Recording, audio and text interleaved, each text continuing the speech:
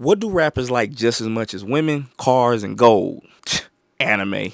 It's true. I call this rap meets anime, but rap has referenced anime for decades. But what I haven't seen it do is incorporate it heavily in their visuals. Why do you think that's the case? I believe it's because most creatives come from a film background and love movies, but don't actually have that same love for anime. And I just don't fit into that category. I grew up on anime, so when Max sent me a song called All By Myself, the first thing that came to my mind was the movie 47 Ronin with Keanu Reeves, A Lone Samurai. Okay, that's not anime, I know, but then I started thinking about samurai, which made me think about the anime Samurai Shampoo. Then, with Max being black, I started thinking about Afro Samurai. Call me racist, I dare you. And thus, this video was born.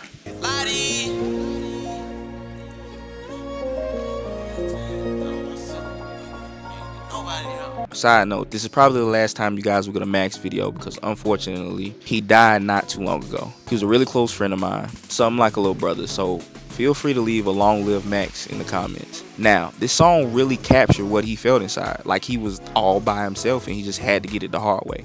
My synopsis for the video consisted of a lone samurai who barely escaped the brink of death, and he's nursed up by these three mysterious women.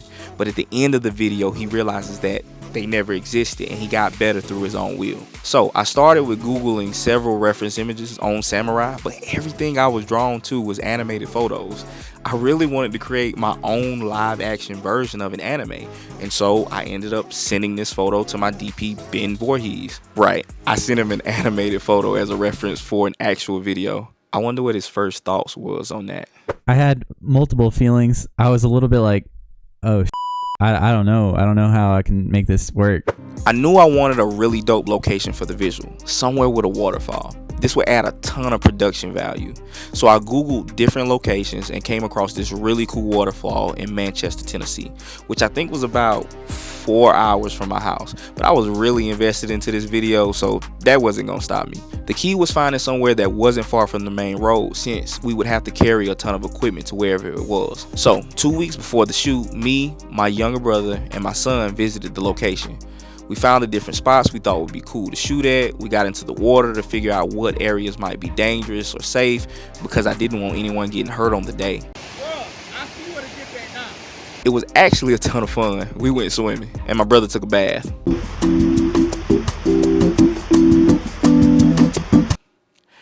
I knew this was the perfect location for the shoot, so then I moved on to putting together everything for the visual. I found the 3 girls I wanted to be my mystery women, and each one of them was super talented. I didn't have the luxury of having an art director on this one, but my makeup artist Nisi was actually super creative and said she would assist me with putting together the exact look I wanted. I based Max's robe off of Mugen, however you say that, from Samurai Shampoo. I ordered it as well as other pieces from Amazon, with the exception of the black Kasa hat. There were ones available on Amazon, but they wouldn't make it in time, so I found a local place that sold the traditional ones, and then I just spray painted it black. But then I ran into a huge problem. I didn't have the budget for prop swords. It's crazy the amount it costed to rent a prop sword for a day, and I was looking at having around 7. And buying real ones were out of the question. So I did what I normally do when I can't find something. I took to social media. Crazy blessing comes. A friend of mine who was previously my financial advisor at one of my banks hits me up telling me that he's collected Japanese steel since he was a young boy and would allow me to use whichever ones I wanted as long as I took good care of them. I picked the ones I liked the most and I paid the shipping fee to get them to me. Hell yeah, let's go. I was psyched. Before I continue, side warning, if you ever use real swords, those things are sharp. My young brother actually ended up splitting his finger just touching the blade. Pull it out. Let me see it. Slow. Yeah, that's hard. And the thing right here was gold. Anyway, the day of the shoot comes and everything is going as planned. We get all the equipment to the location, models are there getting makeup done, I'm feeling good, and Max decides to show up 3 hours late. Yeah, crazy. But we're not going to spend a lot of time talking about that because as soon as he got there, everybody fell in love with Max instantly. I was still pissed off at him. Instead though, I want to break down how we got this amazing shot here, amongst others. This whole sequence, him waking up in battle, I remember, or no, like after the battle. Yeah, I thought it was cool. Like, I know I don't know if you gave a reference, but you talked about the sirens as a reference from like, "Oh Brother, Where Art Thou?" I don't know if we talked. I think that was a reference in there, but yep. Yeah, this is where we're waking up and sirens are about to come save him. But yeah, this shot actually was more challenging than I thought. Because we had Peyton, the camera operator, or the the Ronin owner, whatever, camera operator, Movi operator. What am I trying to say? Yeah, we had Peyton, the Movi operator, and he. At first, I was like, oh, maybe to alleviate your, the strain on you, maybe we can both hold the Ronin from the bottom. We wanted this low shot, so it's just hard for him with the vest to like hold everything. So we started off opting with the camera, like we were both going to hold it like two people, and that just introduced too much movement. So, but yeah, this was a push-in shot, and we had this. Yeah, so we started off that way. It was just too much shaking, and Peyton was just like, "I'll do it. It's fine. It's fine." So he ended up just opping himself, but it worked out really well. We had a little bit of the smoke, the bug fogger in the background. That was actually a really big help in this whole video, just given a whole atmosphere with minimal lighting gear. Even in the reference, I think you gave me, like the waterfall, like there's a lot of like mist, flying around, and there's no way we're going to get the perfect time of day or anything to do that. To get real mist, like on demand. So yeah, we thought that would be a good idea. But yeah, all the like area that we have like in the foreground on the rock there, the blurry part, like the lenses we chose were the Coway Anamorphics, and I'm pretty pleased with them. They're pretty dirty lenses. They're not like great for everything, but for this, like this being like a fantasy vibe, I thought they'd match really well, and in organic, like natural green environments with a lot of vegetation, I thought it kind of helped influence the overall vibe. We had like a 600D. I think it was 600. Yeah, the 600D with a Fresnel just smashing him here. And then I think this edge that we have on his like arm, on his right arm that's on the ground, I think that is just natural light. If anything, it might have been a little bit of a reflector, someone like holding to bounce a little edge back. But yeah, it was pretty simple there. We picked like a pretty good time of day, I think, to shoot.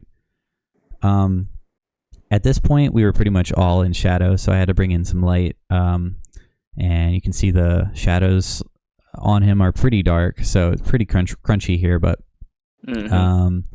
probably due to Max showing up 3 hours late. Yeah, that's true. Yeah, we did all this planning, and then he shows up 3 hours late, which is it worked out.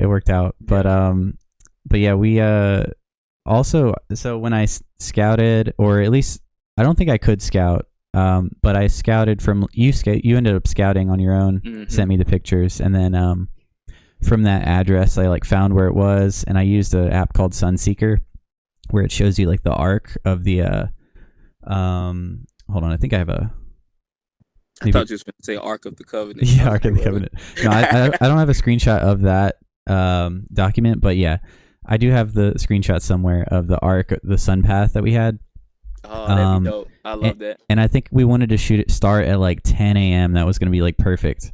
It didn't end up happening until what, like 12, 1 or 12? I don't know, something like that.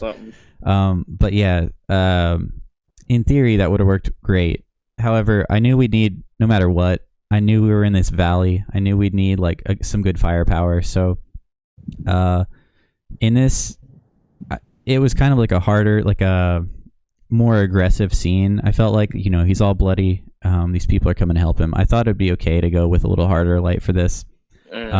So break this down for me, and then also tell me what happens, or what's the differentiating factor between the tight and then the wide as far as lighting. Like, what did you do once we backed up versus what did you do once we were in tight? You can see in the background there's like a lot of haze. We did the same bug fogger thing through pretty much all of it. But that backlight that was in that still that we just saw, that was actually the real sun peeking over the hill, just backlighting that haze. And then we had, because we were closer, tighter in with the camera, I could just bring in the 600 with the light dome. I had my meter just to make sure that levels stayed the same. So we just softened it up, had it right there for the close. There wasn't really any place, because if you look to the left, if you pan to the left of that frame a little bit, it's just straight river. So I couldn't really give a back edge or anything from there, like a hair light or anything. So we just let the nature do its work for that stuff. Yeah, so for tights, we could have the light dome right there, really big or soft source, and then when we wanted to get the wide shots of him performing. Again, I kept the Fresnel hard on that, just so I could get more throw with the light. And I don't know, it worked out. I think we tried to match the angle of light. It's just a good setup. Like, I think if the sun were like any more noon, it would have been bad. So it's kind of good that he was late. It's kind of good that we waited till a little bit later in the day to shoot that. One thing I do want to touch on at some point is the sunset filter we used right there. I knew the sun would be going down, so I just decided to get the sunset filter to kind of add like a gradient at the top part of the frame. Mm-hmm. And when you hit it with light, it's going to flare out the lens a little bit, but we kind of cheated it. I think it looks pretty real. Like, a lot of people were like, "Oh, there's that sun." I was like, "Nope, that's a 600D right there." So you can see a little bit of the like orange gradient on the top left part of the frame. That's that sunset gradient filter to kind of give the illusion, hopefully, that it was sun. But yeah, this is just hard light hitting him from the side, and then we filled in with a bounce on the right side, I think. With this, I just got tight with handheld and tried to like organically, I don't know, when we were filming the sequence, like, he's supposed to be like weak.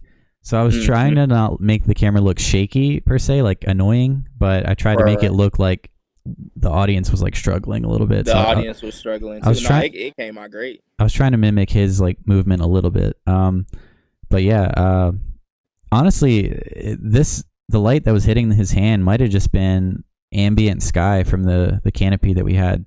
But I know that there is some back edge here, so that might have been the 600, but I can't remember what we did in the tight, but I know we walked around that 600 a lot. So this for sure is the 600D, just off frame, off to the left side. Pretty sure I had the Fresnel on it too, so that's what's hitting the sword, illuminating her face a little bit. That was really it for that. I knelt down and I found like a little rock here to add in the foreground. Mm-hmm. But yeah, you can really see on that shot, there's a lot of like the lens characteristics, the like blurry, warpy vibe on the bottom half. It's that anamorphic feel. This right here. Oh yeah. So that the sun was pretty much all the way gone at this point. At least like you can see in the top part behind her head. Like, that's obviously bright sky, but the sun was actually behind us and like down. I did bring in that dome, the light dome. I don't think I gelled it for this. I can't remember. I know one shot we did add a little bit of a orange gel on, some CTO or CTS. I think it was CTO. I think it was only in some of the wides, but for this, yeah, we just had that light dome just off to the left of frame, I believe, just to fill her in a little bit. So you can see that warmth, and it's kind of mixing in with the cool ambient light coming down. So I enjoyed that look. Enjoyed how that felt. I want to talk about this waterfall, man, because I didn't include a image of it, but now like that I'm looking at it like on the video, I'm like, I really like the waterfall scene. I like the movement of the water in the background, but I think I like the meditation stuff the most, as far as just like depth. But I really, I do like that main water performance. I think having him behind or in front of the waterfall just added, I don't know, just kind of like more contrast.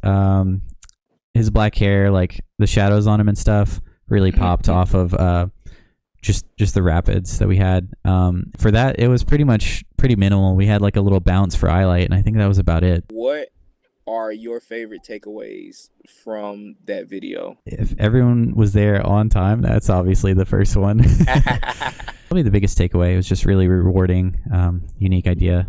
So the biggest thing you need to take from this video is be you. If you love anime, incorporate it in your work. Bump being cool or not being cool, because it's what's going to set you apart. Don't believe me? Check out what Brian Delimiter had to say when he saw the video. Oh, okay, I see you. Okay.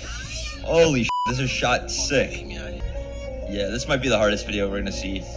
And if that ain't enough, about 6 months later, a friend sent me a video of a copycat copying our video. You told me that you don't know what you want. Okay, but you did when it was Louis Vuitton. And diamonds on your neck look like they might wear a ton. That back on your shoulder, it came from Saint Laurent. I got you if you say you want. I'm interested to see who y'all think did it better, the original or the remake. Alright, let me stop hating. I'm actually flattered. If you guys love this video, please subscribe, hit that bell, and I'll see you next time on Dragon Ball Z. I gotta stop.